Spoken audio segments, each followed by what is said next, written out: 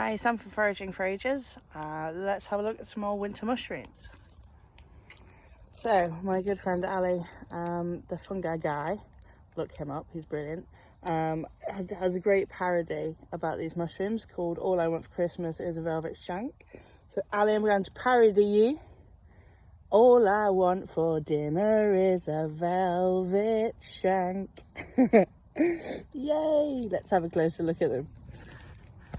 So we're growing on wood. We have this lovely orangey yellow cap. It's darker in the centre and paler towards the edge, and they often have this quite pale ring on the edge. So the Latin is flammulina, which means flaming top, and vellutupe, which is a velvety leg.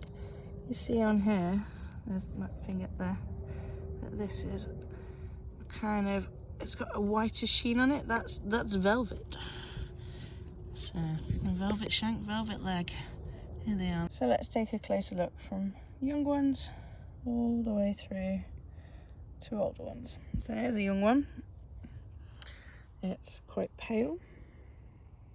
There's lots of intermediate gills in between those main gills.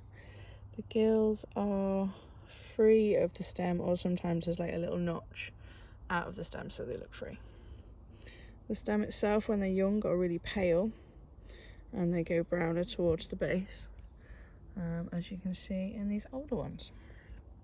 The gills get a little bit more creamy as they age. You can see the free gill there, and then the stem is lovely and soft and velvety.